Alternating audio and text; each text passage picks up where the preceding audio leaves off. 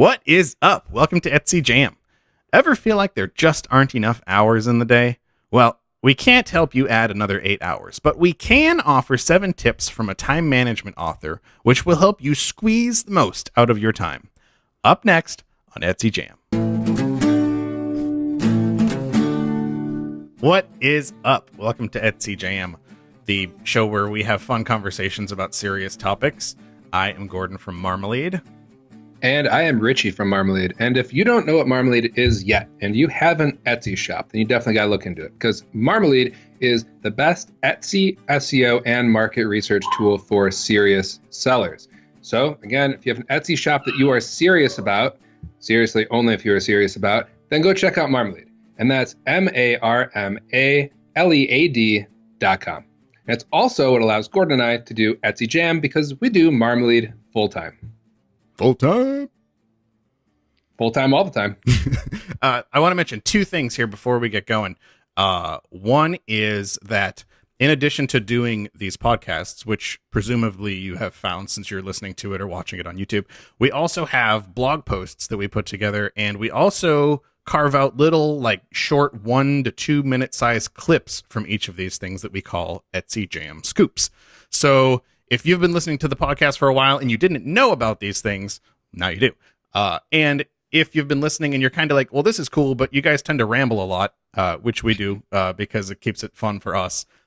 It might not be so fun for everybody. And if that's how you are, then check out the blog post. We release all these things at the same time, so you can really easily, quickly read through the blog post, skim, get the main idea from our jams that we put together.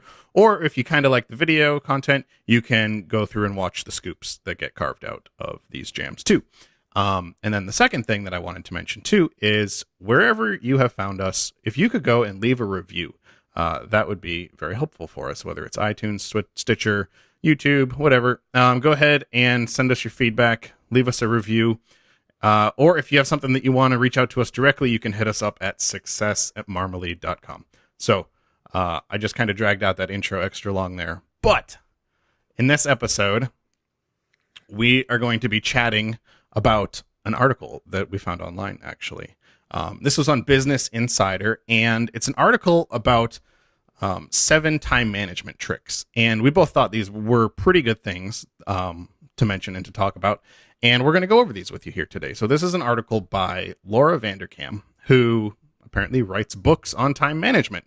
And she put together this short article on Business Insider. We'll link it from the blog post about 7 tricks that she personally uses for time management. There you go. There's 7 tricks from someone who writes books, multiple, plural books, on time management. So they should be good. Yeah. What do you? I was going to say, I think it's also a really nice topic, because one of the things we hear most is when you have an Etsy shop, when you have a website, when you have maybe an Etsy shop and a brick and mortar store, or you're also doing wholesale, etc., or maybe you're doing this part-time with other things, working on a side hustle while you try to make it full-time. Time management and just the time in the day is a very frequently cited restriction. Yeah. So definitely, for sure. We hear that a lot. There's just not enough time. And I felt that way before too. Right? It's like overwhelming sometimes. I have so many things I want to get done and there's not enough time. Well, you can't make more time. You can't just, hey, I want a day to be 32 hours long. You can't really do that. So the best thing you can do is try to manage the time you have as best you can and find time that way. So here we go. 7 tips. Ready for number 1? Let's do it. Number 1, she has plan your weeks on Fridays. And the idea behind this here, so she has kind of 2 tactics combined into one. And the first is this idea that your life is lived in chunks that are a week long. She chunks them down to a week. I mean, you could break this into any time period you want, months, days, whatever. She chunks them into weeks. And so the idea that it's a cycle, you start this, you plan a section and you live it, and then you do it again. And so that's one of the reasons why she plans her weeks on Fridays. And then the other reason is because it's the end of a week. And she strategically does this so that, after the week is done, she can go ahead and plan for the next coming week. I think that if she feels like if she waits till the beginning of the next week, like Monday morning, for example, to start planning, Probably going to be more reactionary to things that have either happened over the weekend or emails that have come in and stuff like that. And the planning period could actually take, too long. She could be planning her week into Tuesday, you know what I mean, before she's even done planning things. So her first tip is to plan weeks on Fridays. Makes sense. I can definitely see that because, like you said, if something's not planned and there's space, but there's just kind of like a little wish list of things you might want to do versus things you actually have scheduled. I know that for me, the things in the calendar are the things that are actually going to happen. Those are committed things. Typically, there's, somebody at the other end that's expecting something. There's appointments, things like that. But otherwise, to-do list, unless it's like a dated to-do list, which a lot of people suggest that everything should absolutely have a date or it won't get done. Yeah. In my experience, I believe that too. There are certain things that, don't have a date. I will still do, but dates certainly make it easier. Yeah. I find it hard, though, to plan a whole week in advance, just with the family and everything. Like things come up, and it also kind of takes away some, impromptu type of fun. Yeah. Like, oh, do you have lunch plans or something like that? If my week is all booked up and I don't have any room for change, then when someone asks me to like go to lunch or something like that, I can't do it. Yeah. Otherwise, I feel like I can't enjoy it, because like I feel like I'm crunching things too tightly. Which a couple points down, Laura here talks about how she like crammed 3 different events in like just one after another in succession. I was like really proud of like how she was able to fit it all in. That type of thing stresses me out like crazy. I like big cushy buffers in between things. Like when in Seinfeld, when Kramer restriped the lines in the highway and there were those big luxurious lanes he was just able to swerve all around. That's how I like to schedule things. I like to, if I think something should take about an hour, like a meeting or something, I don't know about traffic and stuff like that or what else, we might get into, kind of like these. So I don't like to get all stressed out and be like, I've got to leave like right at this time. Yeah. Like big cushy. And then if I end up finishing early, I have all that extra time that I can jump into something else. Yeah. Maybe the next thing. Yeah. I hear that, man. It's funny too, because when I was reading this the first time, it made me think of, oh man, you probably know this better than I do. I feel somebody mentioned that they plan their days the same way. They don't do it at a week level, but they'll plan the next day at the end of the day that they're on. So I think it was like Gary V or somebody like that, probably. But I could see that. The whole idea was when you wake up in the morning, I don't know what your individual morning routine looks like, but I think a lot of people when they wake up, check their email, check the news, check social media, you know what I mean? And you're starting your day very reactionary, was this person's point, is you are going to start reacting to emails and getting things like, oh, I got this email, this person needs this thing, let me get it done for them, right? Well, that kind of blew up maybe what you really wanted to focus on that day. So their whole concept was kind of smaller than this because you're looking at day chunks instead of week chunks, but still, plan your next day at the end of the day before, and then that way in the morning you hit the ground running and start working on those things, and then go ahead and save like social media, emails, news articles and stuff like that for maybe a little bit later in the day, maybe lunchtime or right before lunch or something like that. So it kind of made me think of that. It's that same sort of concept of have the plan before you start reacting to things. But yeah, I'm kind of the same as you.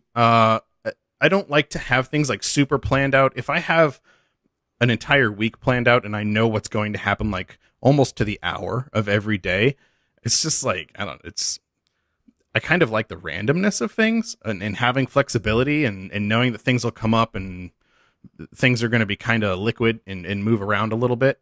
To have something like totally planned out to like a certain schedule, it's just kind of like, ugh, I feel too like restricted. You know what I mean? Yep. But of course, there are certain things where we have to plan in advance. You gotta make a doctor's appointment. Like you're gonna go to that. You have to plan in advance. You can't. Well, I guess you can. I guess you could just kind of show up. There are plenty of places where you could just walk in. But, yeah. Depends. I guess depends on what kind of things you want to do. Yeah. Now, if you have physical tasks, I can definitely see that too. So let's say, I make deliveries or make runs or supply runs or whatever, like I've got to go to like this physical location and do these things. Yeah. It makes tons of sense to actually batch them. Yeah. You know, like there's 5 places I need to go like 30 minutes north, and there are 5 places I need to go 30 minutes south. And instead of just going north and south all day, every day, if you could batch those together, it's going to make it a heck of a lot easier. Yeah, for sure. Yeah, but interesting. Right. Tip number 2, measure what matters. And so she's saying that she tracks a lot of things, actually. She reads a lot of books. So she tracks how many books she's read since the beginning of the year, which apparently is 75 books. She's already finished 75 books in 2017. I mean, I guess as a writer, that's probably a good thing that she's an avid reader too. But she's got a whole lot of other examples of stuff like that she tracks. Another thing you could track, you know, I guess her whole point behind this one is measure what matters. So if you're not measuring something, you're more likely to fall behind in it. Like if something's important to you, Agreed. Make sure you're accountable for it. And so if your thing is, you know, fitness, working out, focusing on your shop, building new products, you know, going over your SEO, establishing new photos for your listings, whatever your priorities are, have a way to measure those things. I think this makes a lot of sense. And I think this is something that, you know, personally, I don't do a great job of measuring things. I have, you know, I've got my to-do list and stuff like that, but I don't have like these high level priority things set up that I'm constantly measuring and going back to over and over and over again. So this is something that I personally have a little bit of room for improvement on, and I can try it out and see how it works for myself. But, it's something I don't do. There's not a whole lot of things that I actually measure. It kind of goes back to the whole, like, what you focus on expands, right? So if you measure it, you're focusing on it. And so I'm not surprised. Like me, I've not finished a lot of books in 2017, you know, a couple. There is a big list of books I want to read. And I really do believe that if I had a log and if I actually looked at something, was like, hey, I have a goal of this and this is where I am. Yeah. I'd be a lot more likely to start finishing those so I could start crossing it off. Yeah. But it's just not in the forefront. It's just not something that, you know, I'm measuring. It's not something I'm looking at. I also think if you measure too much, though, then you just get kind of numb to it. Mm-hmm. You know, if you just had like a whole chart on your wall of like all the things you're measuring and like here are my books and here's like this and that and all these things, I'd blank out after a while. So I'd be like, you know, too busy, like busy as far as like too much to look at. Yeah. I've been there, done that. I've tried those things. Not that like the logging specifically, but like having all these different goals and like too many. I feel like if you have too many things you're trying to do like that, you're just gonna get burned out because you're gonna, you know, kind of half-ass them all. Yeah, it can get overwhelming. At a certain point, you start looking at it and you're like, holy crap, I'm like super far behind in, you know, 90% of these things. This is driving me crazy. I feel it's like stifling at that point. You know, it makes it feel more insurmountable to be able to get going with those things. This also makes me think too about ways of measuring things, because I think a lot of times it's natural to be like, okay, I've got a number, right? Like I've got a tally mark or something like that I'm going to keep moving up, or I have like a spreadsheet on my computer or something like that I'll update or whatever. And I don't remember again where I saw this or read this or heard this, but somebody was talking about how when they have a goal set up, they need to do something a certain number of times. They just put a dot somewhere. Like they have a whiteboard or a chalkboard or whatever. And every time they do it, they just put a dot up there. And maybe it's in like a certain area of the board or something like that. But it's like, you know, that's an easy way of, you've got that physical gratification of actually, you know, making a mark somewhere and a physical check mark on something. And it's not like super constrained where, updating my 5 to a 6 kind of deal. You know what I mean? Or graphing it out or something like that. You can still see progress without being like crazy anal about the numbers themselves. Makes sense. I like how she mentions in here also about she logs her runs, which helps her stay motivated to keep running daily. And there's a streak that hits 6 months. Yeah. So I've heard the strategy of like putting X's on a calendar and again, keeping that streak going. So if you don't do that thing that has that streak, it no one wants to break a 6-month streak Yeah. because of one day of weakness. Yeah. Even if you have a cold, it's like, okay, I might not run my normal distance, but I'm going to run and it's going to count as a run. I'm going to feel good about this. I'm going to keep it going. So pro tip too, if that's something that you think would benefit you and you get into the streaks thing, there's an app for iOS. I don't think it's available for Android, but it's actually called Streaks. And you can set up any number of streaks that you want to track and label them and pick pictures and all that kind of thing. And then whenever you accomplish these things, you just tap them and it'll start filling in and keeping track of like whether or not you're breaking your streak. Yeah. Well, that's pretty cool. It's called Streaks, huh? Streaks spelled the normal way, which is not normal in today's world. That's odd. Yeah. I'm glad you mentioned that. Otherwise, no one would be able to find it. Yeah. So it uses an S instead of like a Z. Exactly. Yeah. And there's an A instead of just two E's. Just Streaks. Streaks. Again, it's iOS only, it looks like, but yeah. There's another one called Strides. It's a habit tracker for daily and life goals. It might be available for Android. I'm not sure. But worth noting. Yeah. Cool. Yeah. All right. Number 3. Her third tip is to figure out 3 anchor events for the weekend. So the idea behind this is not necessarily to, like I was saying earlier, cram something scheduled into every single hour, but kind of anchor your time. She uses a weekend in this example. I think you could just as easily do it for a week and have 3 anchor events for a week, or even at a day, if you wanted to have 3 for a day.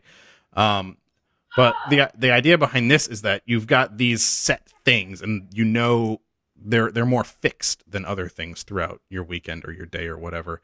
And then you kind of try to fit things in around those anchor points, if that makes sense. It makes sense. I like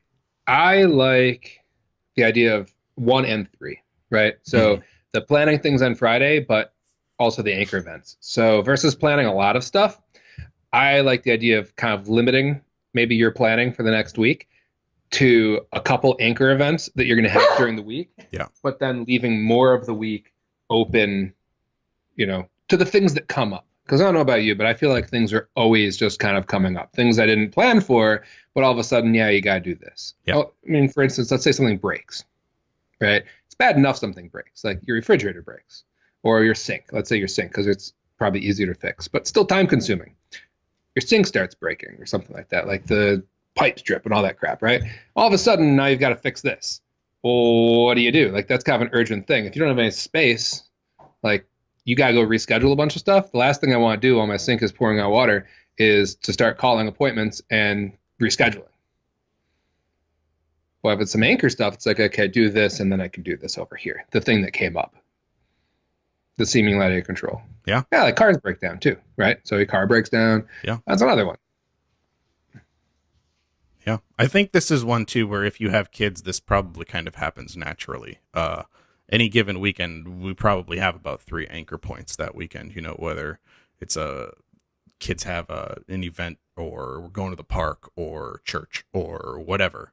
There kind of tend to be things over the course of the weekend that just, this is going to happen at this time. There's a birthday party that my daughter's going to or whatever. So it just kind of tends to happen, I think. It's not something that I think I've devoted a whole lot of time to of making sure I have anchor events going on, but it just seems to happen a lot.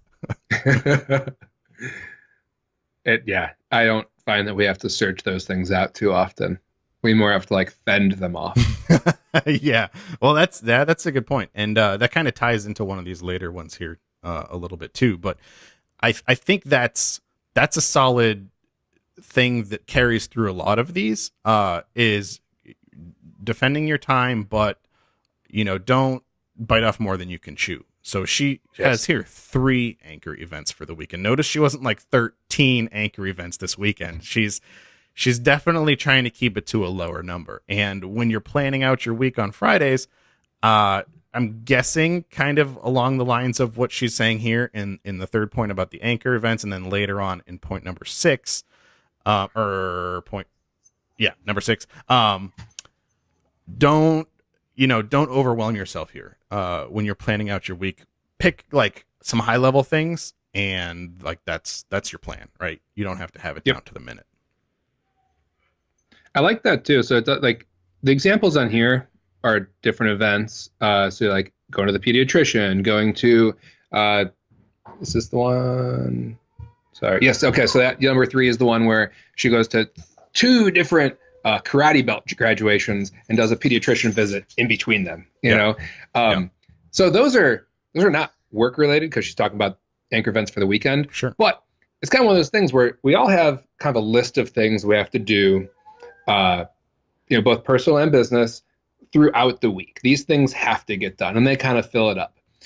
But the idea of kind of prioritizing some anchor things throughout the week, like these are some extra things I might want to do. Like instead of, sometimes it's easy, especially on a Friday, like, because you don't have to do it till next week, right? And after the weekend, I'm going to be so rejuvenated and things are going to be great. And I'm just going to hit it running with Monday and do like 10 things. And then, just gets better from there.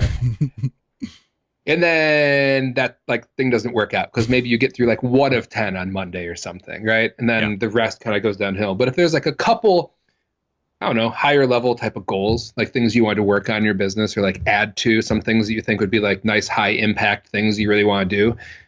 But instead of putting 10 on your plate for the week, just limit yourself to like, I'm going to do 3. And maybe it's success if I do 2. Yeah. But I'll plan on 3. And that way it's less overwhelming. Yeah. I don't know about you, but then I start thinking about all 10. Yeah. Monday comes around and then I'm starting to think about 10. It's like, oh, I'm supposed to be working on this one, but then this one's going on like Thursday. Like I want to do this thing, but maybe I'll just start working on that one. Next thing you know, you're working on 10 things all at once. Yeah. And none of them turn out very well. Yeah. They're all 1/10 done.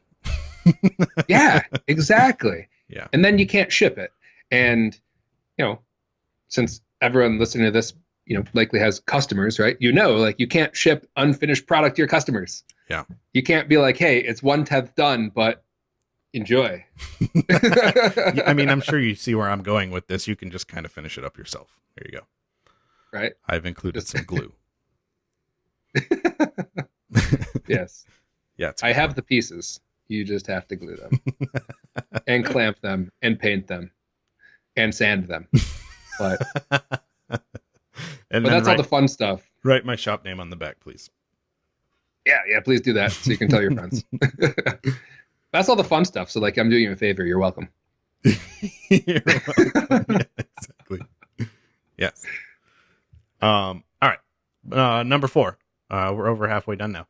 Tackle the toughest work first. So she's a writer. She says that she does a lot of her writing of her first drafts in the morning or deep editing that she has to do over her writing. She tends to do that in the morning.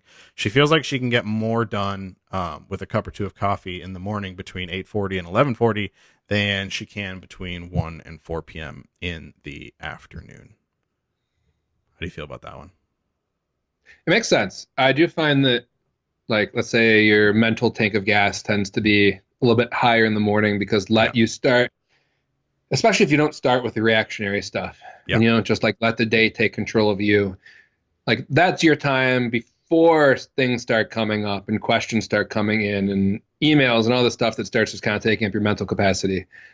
And it's before lunch. And I think a lot of times between 1 and 4 is kind of somewhat of a post-lunch slump for a lot of people, right? Especially if you eat too much at lunch. You're kind of digesting that and whatnot. Yeah. But I guess it also kind of depends when you're most likely to be distracted, which depends on the individual person and what their like work conditions are. Yeah. So if you have a shop and let's say you're like in a physical place and you're also trying to do an Etsy shop online and the mornings are nice and slow, right? You could batch a lot of your online stuff to the mornings when people aren't coming in to interrupt you. And the same would be true if like you're in an office environment. Let's say you work in an office and let's say in the morning, everyone's kind of busy checking their emails and doing all this other stuff.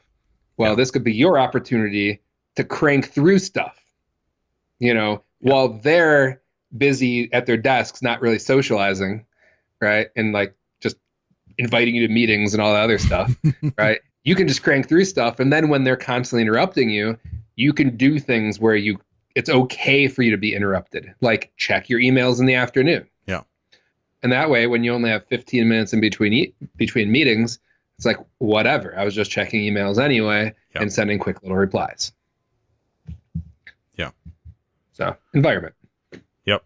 I think it's worth mentioning too that it sounds like she's probably a morning person, and I know not everyone's a morning person, so a lot of people are probably slower to get going in the mornings, and maybe you're more alert in the evening or at night. So I would just kind of caveat this whole thing with, you know yourself better than other people do, and if you feel like you have more energy or mental energy towards a different point of the day than the morning, lean into that, right? Like, kind of do your heaviest lifting when you have the most energy for it.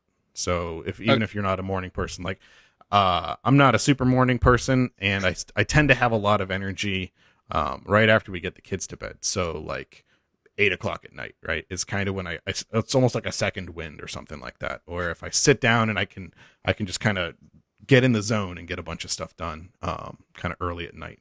That seems to work pretty well for me. So just kind of be in tune with yourself and do your toughest work when you have the most energy for it, I think. Agreed. Be self-aware and figure out just kind of where your peaks and valleys are. Yeah. Yeah. Makes sense. Yeah. Because I mean, some people look at this and be like, starting at 8:40, like, you're kidding me? Like, I've been up working since 5 or something like that. Yeah. Now, I will say too, one of the cool things about the morning work is it makes me think back to when, we were first starting Marmalead, and, we had full-time jobs. We would get together early in the morning before we would go into work. And Richie and I would work on Marmalead at like a little breakfast cafe place across the street from where we worked. And one of the really nice things about doing that is when you hit a stumbling block or you're trying to figure out an issue and you can't get it done in that, hour and a half or whatever before you go into work, it sits in the back of your mind throughout the rest of the day. So, you could be sitting there or, having a coffee break at work or whatever. And then, an idea comes to you that like, oh, you know what? I bet I could try this a different way or approach this in a different way. And then at the end of the day, after you get home from work and the kids are in bed and all that kind of stuff, you have those things to go back to and try those things. And so attacking something tougher at the beginning of the day where you might hit some walls, whether you know it or not, it's going to happen that in the back of your head, you're going to keep running through those things throughout the day. And sometimes it takes stepping away from something to kind of reach a breakthrough. So I think that's one of the benefits of morning work. Agreed. All right, number 5. Number 5 is use bits of time well. And for this one, she points to those little tiny gaps that you have throughout the day between appointments, little bits of downtime that you have. And she said in the past, what she would do is kind of like surf the web, check social media, read the news, and things like most of us do in those little 5-10 minute gaps. And what she's been doing now is using her Kindle to read pages of her book. So maybe she only gets a page or half a page or 2 pages done or whatever in those little tiny holes throughout the day. But it's something that she can easily pick up and read a little bit of and then put down and get back to whatever, she was doing, like waiting to see the doctor or whatever. Not driving, obviously. But she can, in those little tiny minutes, they all add up. And part of that is, I'm sure, why she was able to read 75 books at the beginning of the year. Yeah, that I think will definitely contribute to that. So I have tried this, like using every bit of my time and, getting like the bigger phone, stuff like that, and really trying to do more on the go. It does work, but there is a compromise there. At least I find there to be a compromise. When you have no downtime, I feel like my brain just doesn't have time to just breathe, do what it needs to do. Breathe. Yes, exactly. Yeah. So when it's go, go, go, I feel like I have less long-term stamina through the day. Yeah.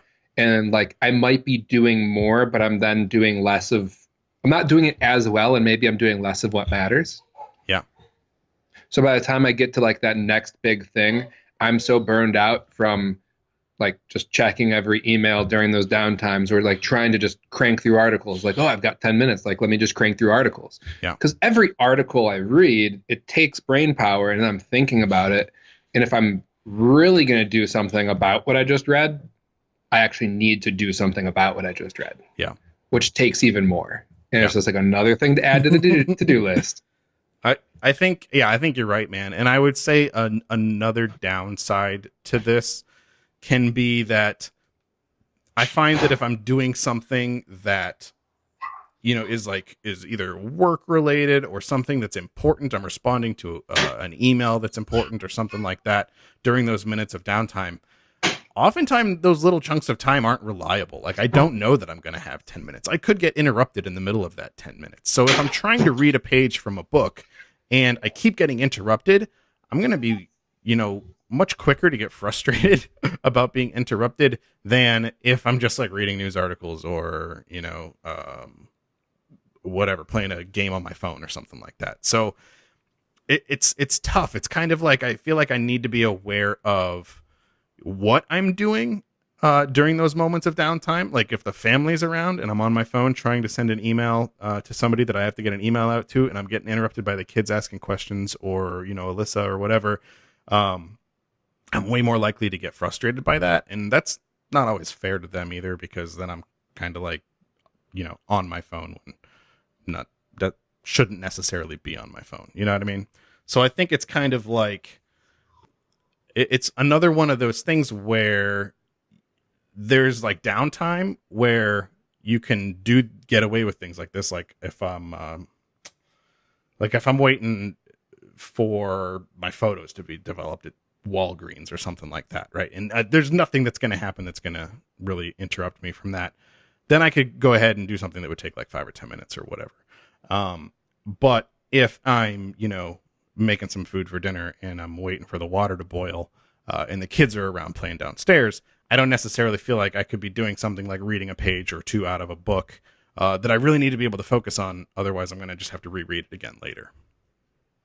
If that makes any sense. Yes, it does. My experience is very similar to that. Yeah. You try to cram some of these things in, like reading a book, and, you know, a book tends to need context from the previous chapters, and then like what you're reading is built, like the rest of the stuff is built on. Yeah. So if I'm not really focused on that stuff, it makes it difficult. Yeah. And it also, being in that like hyper productivity mode with the phone, like making every minute count, it does take away from the small moments with the family, just like when you're waiting for water to boil.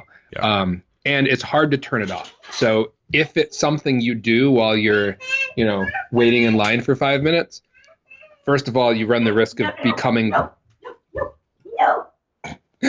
you take the risk of being that person who's like in line but doesn't realize everyone in front of them has already like started moving. Someone will nudge you. It'll be fine. Right? It's like, excuse me, like it is, you could put some of your groceries on the belt now. Yeah. I would text you to tell you you could move up in line, but I don't know your number. We're not friends on Facebook yet. Yeah. So yeah.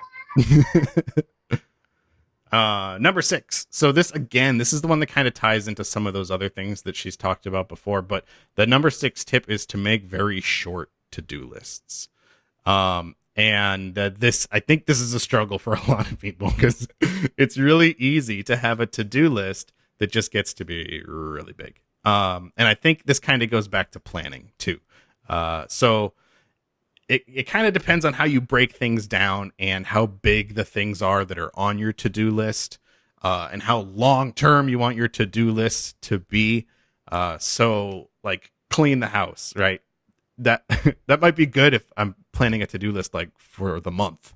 But you know, of all the little things that go into that's something that I couldn't really put on a to-do list for a day or whatever. Or even if I broke it up, now I'm going to end up with like 50 things that all go into that. So her point behind this is to keep it never more than 10 items is her number. And I've heard 7 before. I've heard 7's kind of a magic number for once you get past the number 7, people tend to feel kind of overwhelmed when they look at that number of things. They use that in design a lot. So if you're designing like a navigation menu or something like that, if you give people more than 7 choices, they start to be like, ugh. So I mean, it kind of goes along with what we were saying earlier about, plan your weeks on Fridays and figure out your anchor events for the weekend. She had 3 anchor events. And when you're planning your week, I'm not thinking you really want to have like 20 things on your list for the week. Agreed. And I find the biggest struggle to that is being realistic and understanding that I do have limits. Like, oh, only 10 things. That sounds like super weak. What kind of loser only does 10 things, And it's like, apparently me, because when it gets above that point, I don't do it. Yeah. And then it just causes me extra anxiety because I didn't achieve what I set out to achieve. Yeah. So I think there's something to be said for that. Like, be humble, respect that, like, no, I really probably can't do more than this. Yeah. And if I do, that's fantastic, because we all know there's no shortage of things to pick up, right? Like all those things you had to defend your to-do list against. Okay, well, pick one of them up if you are a superhero and can get them all done. Exactly. Yeah, I think it's probably wise to have like a bigger list of things that you kind of want to get done in general. I think, like you're saying. Yeah. But then, when it comes time to plan your week or plan your day or however you want to chunk it out, like Richie's saying, be realistic about what you can actually get done. It's really easy. There's a lot of times going into the weekend where Alyssa and I will try to figure out like, okay, what reasonably can we get done this weekend, whether it's, working on the house or on the landscaping or whatever.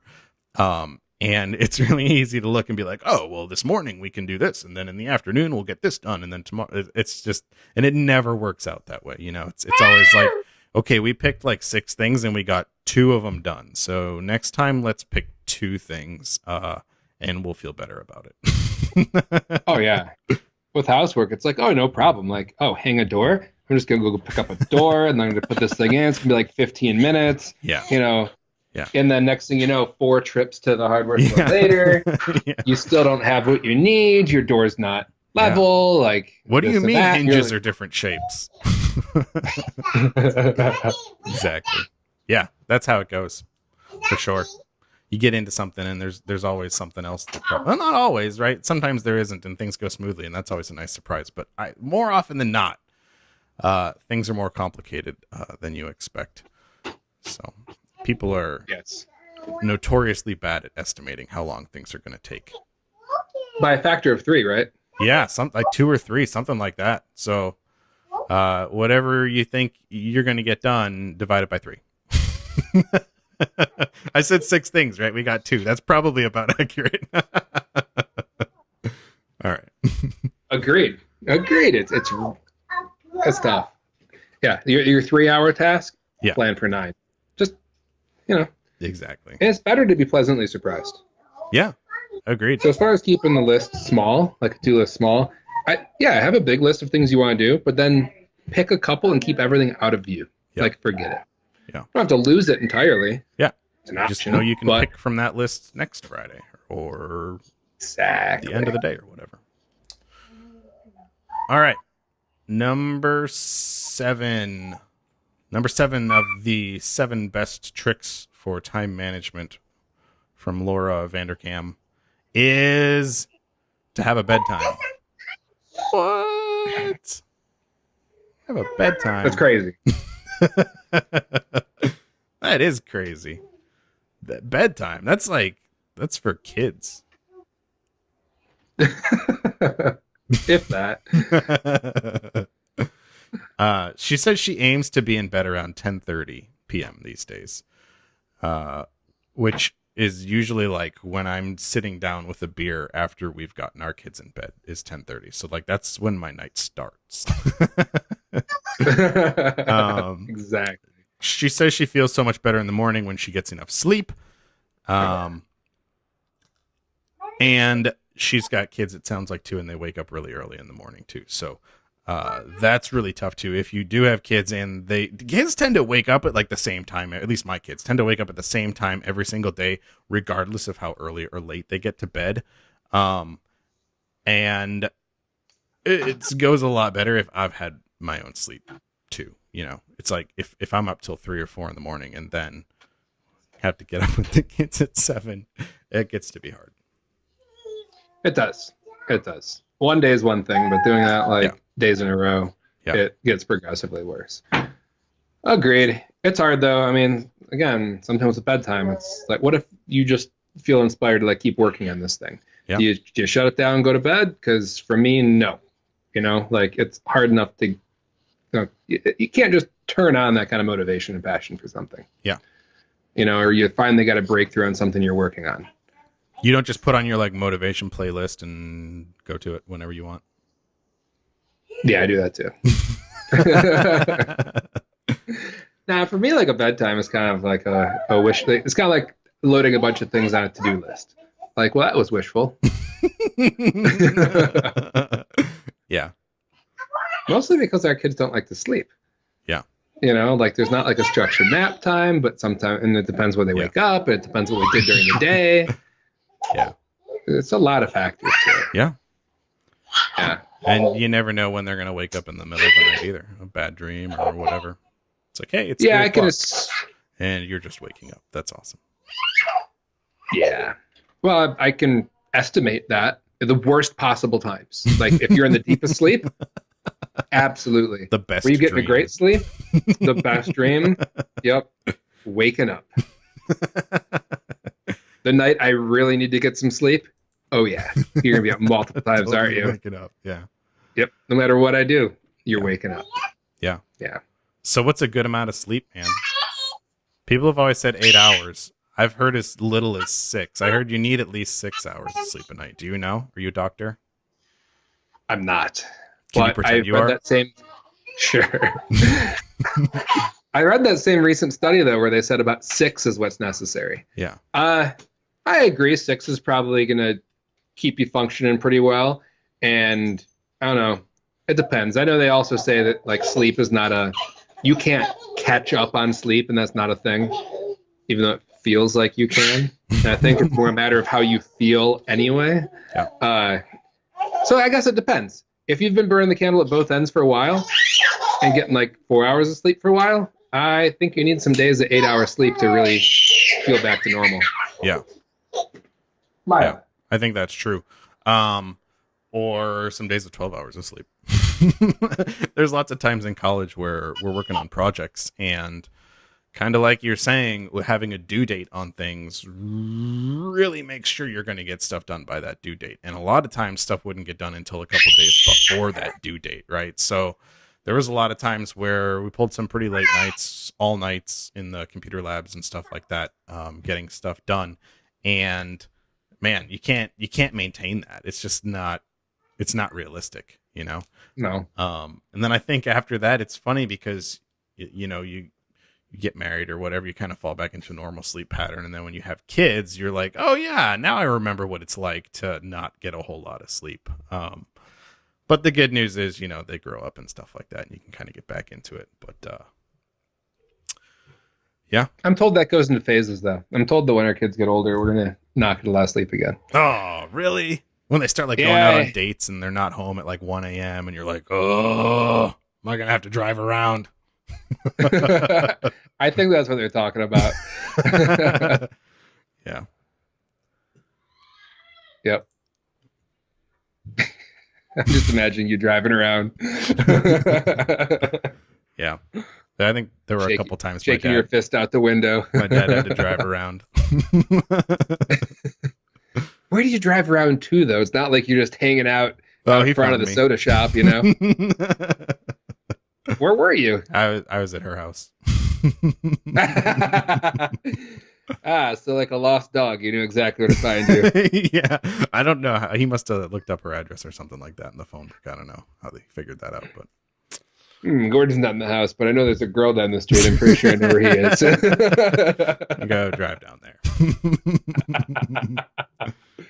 Yep. Lo and behold, there he is. So there you go. Yeah, that's probably where it does come in then. Fantastic. All of a sudden you're happy with these sleepless nights.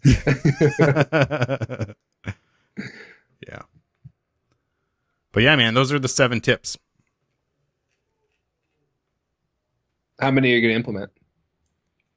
I'm going to pick a low number because I don't want to be an overachiever or tackle more than I can chew, and I'm going to do 2 of them. Let me ask you, going to measure them? I'm just kidding. So, I mean, I kind of already do some of these things. And there's other ones that, like we're talking about, if you have a better sense of yourself, I think you can kind of make them work for you, more than just kind of these generic type things. Um, the using bits of time well is an interesting one. That could be a tricky one too. I think we kind of talked about a little bit.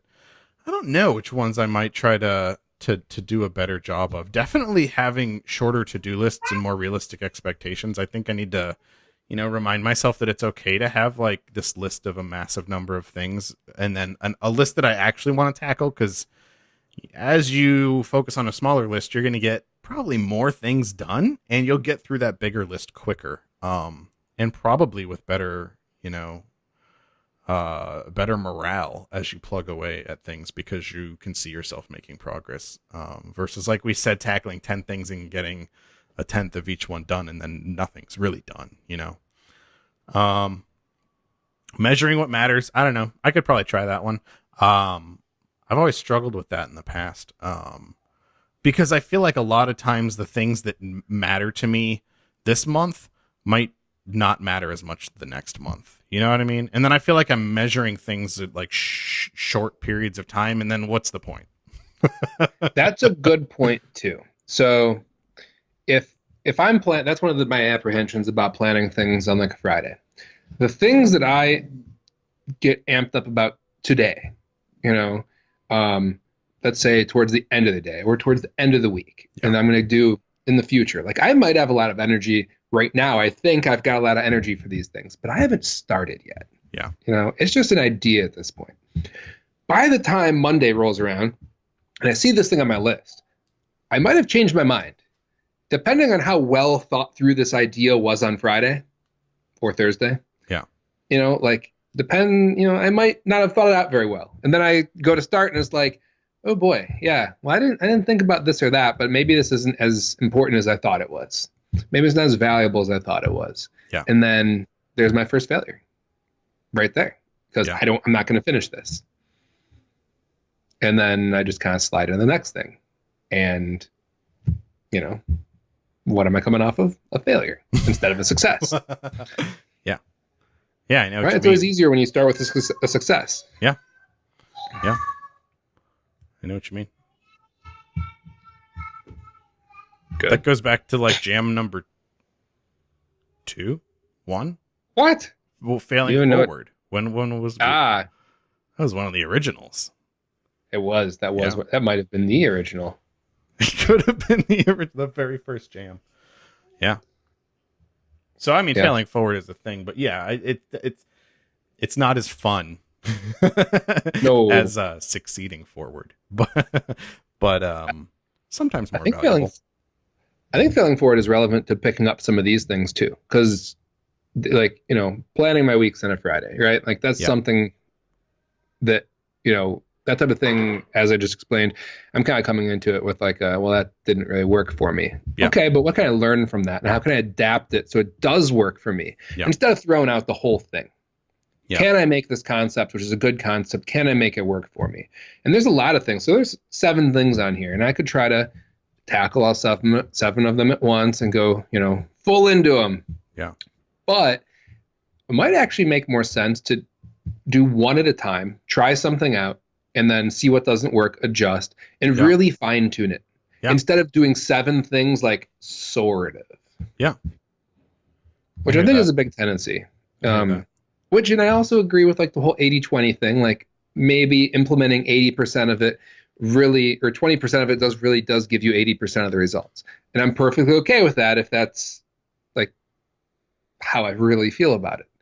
Yeah. And I'm being honest, like not 20% of the time I'm in bed by midnight. Right. There you go. There you go. And you get 80% of the benefit of, getting sleep. 80% of the time you're well enough rested. Yeah. Like, what's is 20% of 8 hours? 1.6. Is it? That sounds about right. It's 1 point something. Yeah. I'll just get that many Well, hours. with going to bed also, like keep in mind if you are motivated and amped up about something you're working on and you're like, oh, sorry, it's bedtime. Like, how well are you going to sleep? Yeah. Because I know if it's me, like I'm going to be thinking about that thing and I'm not going to sleep well. Yeah. So know yourself. True. Bonus tip. And do Number things 8. 20% of the way. But just make sure they're the most important 20%, where you get 80% of the That's right. You got to plan to make sure it's the best 20%. That's right. Yeah. Ooh, there you go. Make a list of 10 things. Yeah. Find the most important 2 things. Yeah. Throw away the other 8.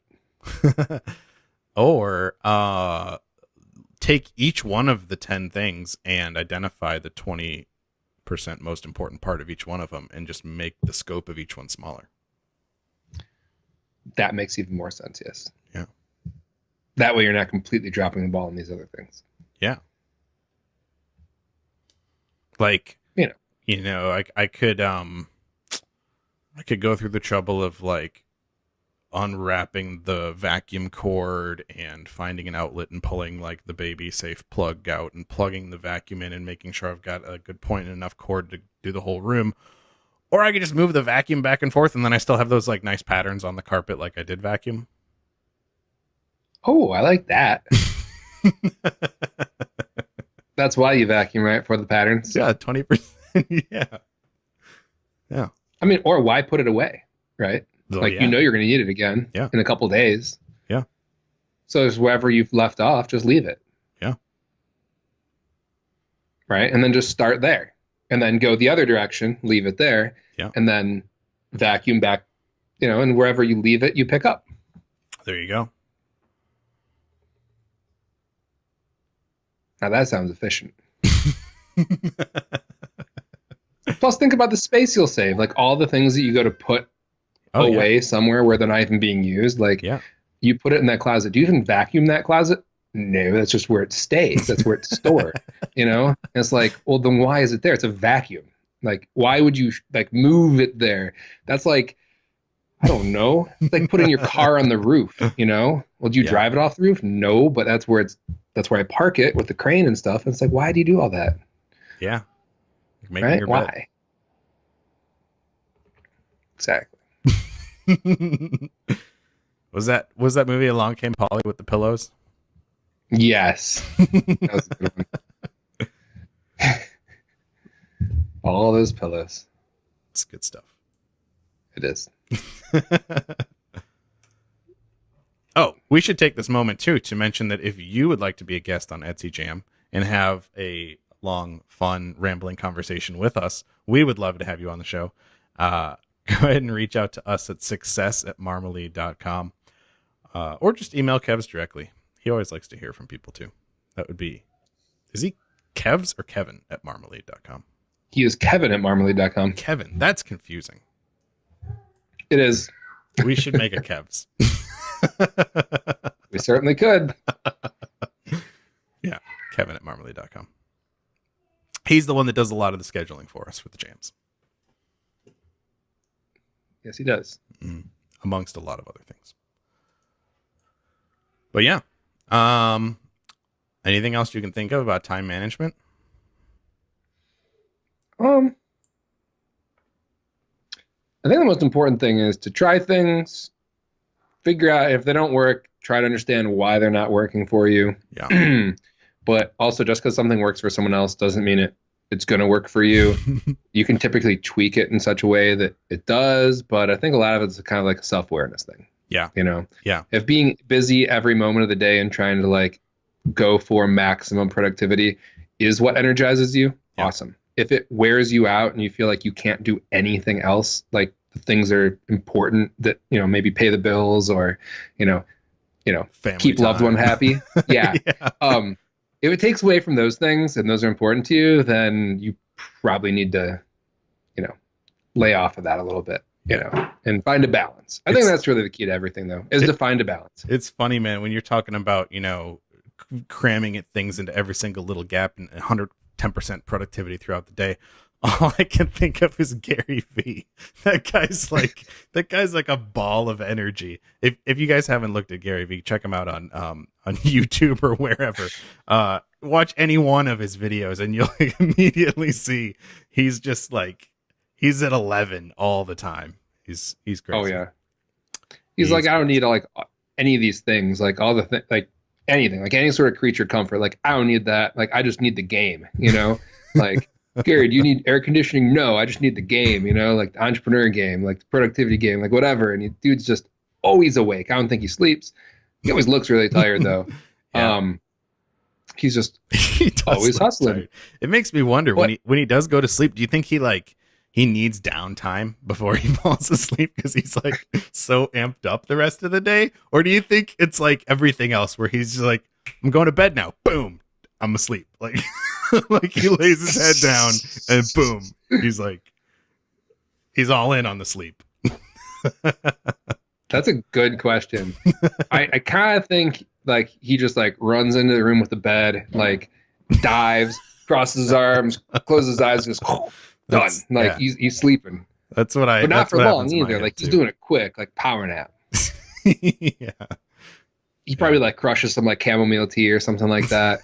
A little melatonin, you know, because he does a lot of traveling. Some warm milk, yeah. He's just like, you know, Gary V signing off for like 3 hours, and then he's like back up. Coffee. I think he drinks a lot of coffee. He's pretty amped up. He seems like he drinks a lot of coffee. As I'm thinking back, I can't think if I've ever actually seen him drink coffee in his videos and stuff like that. But that's exactly the energy that he gives off, is just nonstop, like intensity. Yeah. Could you imagine what he must be like on vacation? He's probably super laid back. Like, what time's breakfast? I don't know, man. Like 11, 10, whatever.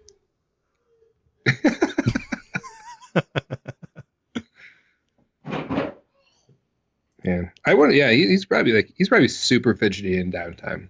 Like if he doesn't have something to do, he's probably yeah, like fidget spinners were designed for him. Right? I still haven't played with one of those yet. It's on my bucket list. Is that on your bucket list? I'm curious about them. I'm like, what's the deal? I feel like I get super bored with it like super fast. Like you're telling me you just spin this thing. I guess. I don't know. It seems kind of like mindless though. Like I could probably fidget with something without devoting any thought to it, you know? I don't know. It might be enjoyable. I would like you to get one and then report back, because I'm really curious about that. Yeah. You're going to come back and have like a beard you haven't shaved or showered in days. I'll just have my fidget spinners going. It's like completely ruined your life. Well, trial and error, man. Trial and error. How else would I know? We'll be honest and let you know. Yeah. I don't know. I don't know. I don't get it. I don't get it. I don't get it either. That's why I want to try it out. It's like if you always have to be busy and that's why you have this fidget spinner thing, then like do whatever number that was on here. What was that? It was the number 5. Fill the gaps. Number 5. Use bits of time. Fill the gap. Yeah. Yeah, exactly. Yeah. Like if you have that much energy that you're not using, and you have to spin some little thing on your hand, like maybe you're not using your bits of time well. Maybe. Just a thought. I don't know. What happens to like little finger skateboards? Remember those things? I think those are still around. I think they give them out in Happy Meals every now and then. What? See, that actually seems more challenging than like a fidget spinner. I never understood the finger skateboards. Like, it seems like you got to like defy the laws of gravity to make those things work somehow. Isn't that kind of how normal skateboards work, though? I guess. It just seems easier with your feet somehow. I don't know. Can you skateboard? No. And I had one when I was a kid, and I was never terribly good at it. And I actually rode it through a giant plate glass sliding door once. What? Yeah. Yeah, and it wasn't even our house. We were visiting these other people, and my dad had to pay for their sliding door and everything. Not a good time. How did you ride it through their door? Well, I was on it, and then I didn't like actually physically ride on it while it went through the door. I jumped off at the last second, but it nevertheless hit the window and the entire pane of glass, and one big piece came down and smashed everywhere. Whoa. Yeah, and nobody was concerned for my safety. I mean, come on. What's up with that? Are you serious? No, I think there was minimal concern, and then once they found out I was okay, it was more like, what on earth were you doing? Yeah. Well, obviously skateboarding. Yeah. So the finger ones scare me. I don't know. I'll probably break something. Like tiny things. Yeah. Just like glasses on your table. Like my phone. Yeah. Shattered. Exactly. I was grinding my phone. Ollie. Do not do kickflips on a cell phone. Is it still a kick if you're using your fingers? Maybe it's a flick flip. Maybe. I don't know. Yeah, I'll let you know how the fidget spinners go, though. Gotta find Yeah, a good please one to do. get. Oh, I mean, but then now I'm kind of like, well, obviously I don't want to spend a fortune on a fidget spinner, but at the same time, like I don't want to get a really cheap, cheesy one and have a bad experience because I got a cheap, cheesy one, you know? And be like, I'm yeah, still these things trying are to stupid. process. And people be like, yeah, it's because you got the dumb one that's like made out of clay. I'm still processing that you just said like spend a fortune on a fidget spinner. I was Some of them thinking are of these as pricey, like, man.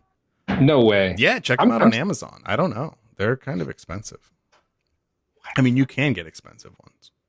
How expensive? I don't know. We It surprised me. Whatever the number was, it surprised me that a little spinny thing would cost that much. That's crazy. Yeah. I mean, I'm expecting like they give these things out in Happy Meals. You know? Yeah. Well, I think there has money to be a certain amount of weight to them, and the ball bearings have to be decent quality to be able to spin well and stuff like that. So, don't know. That defeats the purpose of the fidget spinner. Like, oh, it spins well. Like you just spin it and it just keeps going. It's Yeah. like, where's the fidgeting then? Like it should be like a crappy ball bearing, so you never know when it's going to stop. But it's pretty much all the time. You constantly have to fidget with it, or it like breaks all the time. Like Yeah. that's a fidget spinner. Like it worked at first, and then it broke, and then I got to fix it. Hence the fidgeting, right? Why are you fidgeting with that thing? Because it broke. You know, that's part of the fun. And I fix it, and it spins for a little while, and then it breaks again. Well, yeah. When you get a little older, you get one of those, and it's called a car. the fidget spinner. Yeah. Yeah. Someone's always breaking. You're always fidgeting with it. You got to fix it. Yep. Now it drives again. I can go to work. Yeah. Then it breaks. And now it can't. And I got to fix it. Right? Yep. But let us know for sure. Yeah. I'll report back. We'll do an episode on it. Don't eat it, though. Apparently, people are putting it in their mouth and like choking on them. Yeah, that seems like a bad idea. It also seems like a bad idea to put it in your mouth because like a lot of things you handle a lot. Yeah. You know, money. they tend to not be all that clean. Yeah. That's why you like wash your hands before you eat. You don't just go around touching a bunch of stuff and like, oh, I'll just put my watch in my mouth after I've been handling it, you know? Or like your phone, like don't put your phone in your mouth, man. No. Your phone's not clean. I mean, even in the waterproof ones, I wouldn't put those in my mouth either. Not until after you wash it. Yeah. I don't know. Well, maybe that's what they need, man. Because like there are people with oral fixations, right? There's got to be some kind of fidget spinner for your mouth. I think it's called cigarettes. Or chewing gum. Yeah. I don't know. See, I feel like there's a lot of areas that have already been solved. Yeah. But I don't know. What do I know? There are no original ideas. Very true. We're just gonna go through all the jams. Oh, yes, I got it now. Yeah, that was another jam. Sure was. All right, we just have like 48 more to work in. That's right. Yeah. Perfect. Name that jam. 7.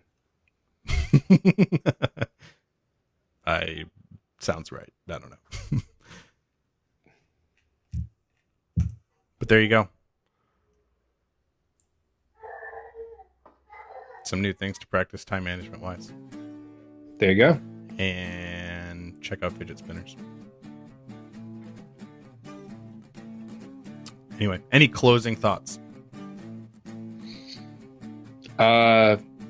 Fidget spinners might be the opposite of productivity. They might be. Yeah. Might be. Unless you're Gary Vee and like you need something. Like maybe he can't watch a movie without having something like a fidget spinner because he just gets too anxious. So he can't like do something that requires like sitting still. Maybe that's why we never see his hands. Maybe. We'll have to ask him about that and how he falls asleep. Perfect. And then I think you just hit him up on Twitter. I think that's where he tweets pretty much everyone back. Yeah, I'll try it. I'll ask him. Yeah. Okay, cool. Let us know. All right, yeah. We'll let you guys know next time on Etsy Jam.